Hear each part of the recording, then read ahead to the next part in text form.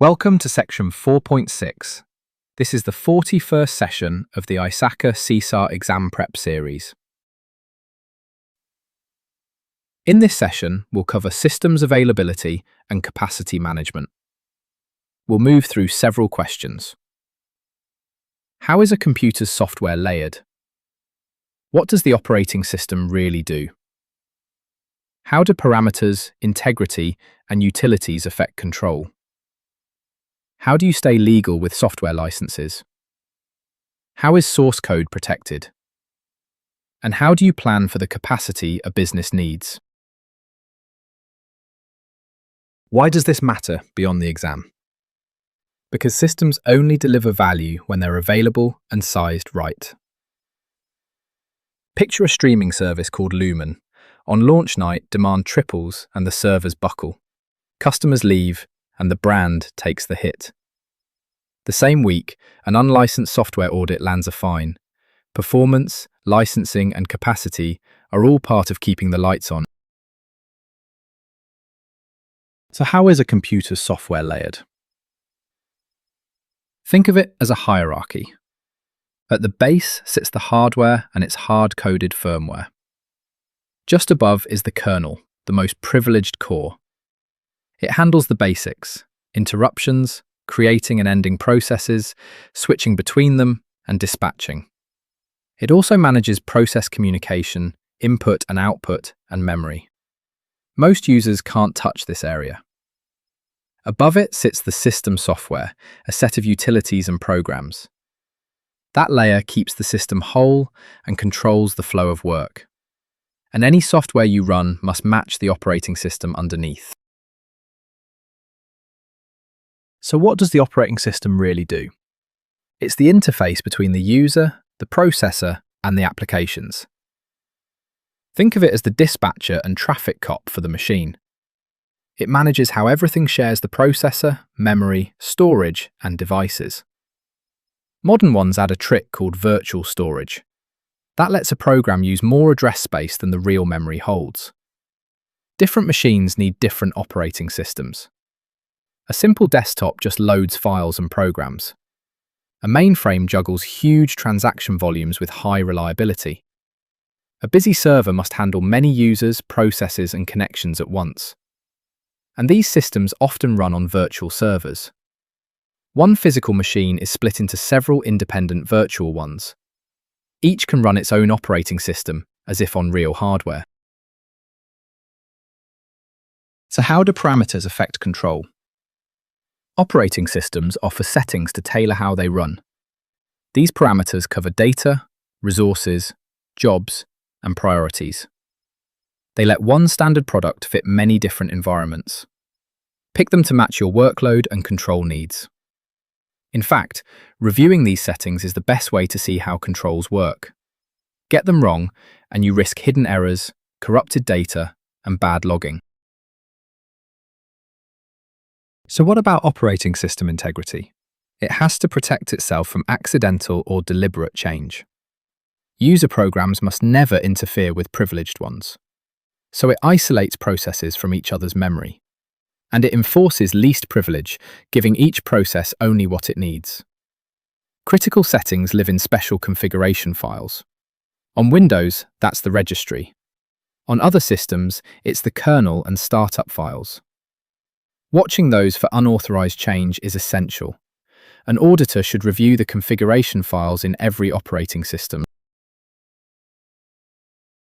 So what supporting software should you know? First, access control software. It detects and prevents unauthorized access to data, functions, and resources. Next, data communications software. It moves messages from one point to another, near or far. Every such system has three parts: a transmitter, a path, and a receiver. Communication can run one way or both ways at once, and it supports things like funds transfer, databases, and email.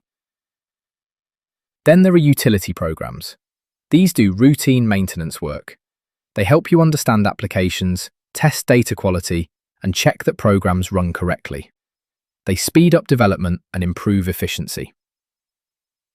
But here's the catch. Many can bypass security and leave no audit trail, so access to the powerful ones must be tightly restricted. So how do you stay legal with software licenses? Copyright law isn't optional. Break it and you face penalties and reputational damage. A license agreement sets the terms for using the software. Some licenses are free. Open source can be studied and modified freely. Freeware costs nothing, but its source can't be shared. A trial is free only briefly, or with limited features. Other licenses are paid, and the basis varies, per processor, per seat, or per concurrent user. By utilization, per device, or as an enterprise-wide deal. Some even mix these models. So how does an auditor catch violations? List the software in use and gather every contract. Scan the network to see what's actually installed. Then compare the licenses to reality and flag the gaps. To prevent violations, lean on strong asset management. Centralize installs and stop users from adding software. Scan endpoints regularly and make users sign an agreement. Remember, licenses are mainly a contract you agreed to honor. Sometimes you'll even need a legal opinion to confirm compliance. And watch for other pricing models, like charges by transaction volume, data volume, or a share of revenue. So how is source code protected? Source code is the human-readable text behind a program. It's translated into machine code before it runs. Because it can hold intellectual property, access must be restricted. If a vendor won't share it, an escrow agreement can safeguard you. Manage code with a version control system. It keeps a central repository where developers check code out and back in. Each check-in creates a new revision. It lets people work in parallel and resolve conflicts. It supports branching, a separate copy for customizing. A distributed version, like the popular Git, gives each developer a full local copy, so they can work offline and sync later. The benefits are clear. Controlled access, change tracking, parallel work, rollback, and branching. As an auditor, always know who can read the code and who can push it to production. Confirm it's backed up, including off-site copies and escrow. So how do you plan for capacity? Capacity management is planning and monitoring your computing and network resources. The goal is to use them efficiently, scaling up or down with the business. Build the plan with input from users and management, and review it at least yearly. Base it on real experience and projected growth. Watch the key inputs: processor and storage use, bandwidth, the number of users, and new applications. One big choice is where to host. Spread across small servers stacked onto a few large ones, or in the cloud. Stacking uses resources well, but one outage then hits more applications. The cloud adds capacity on demand, but ties you to a supplier. Don't forget storage networks and network devices like switches and routers. The real aim is to match capacity to what the business needs, without overspending. Buy expensive resources only just before you need them. Imagine a file server nearing its storage limit. You watch the threshold and add a disk before it runs out. The capacity team works with architects to size new systems. They estimate from transactions, data size, and response times.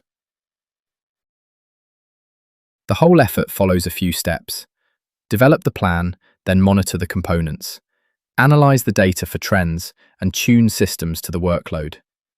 Implement new capacity, model future needs, and size each new application. So let's bring it together. Software is layered, with the operating system as the traffic controller. Parameters, integrity, and restricted utilities keep it under control. Licensing keeps you legal, and version control protects your source code. And capacity management makes sure resources meet the business, on time and on budget. Master these, and you can keep systems both available and right-sized. The MCQs covering all the topics and concepts from this session are available on RooCloud.com. Practice the chapter-specific MCQs before moving on to the next session. Thanks for watching. If you have any questions or feedback, post a comment below or email us. I will see you in the next session.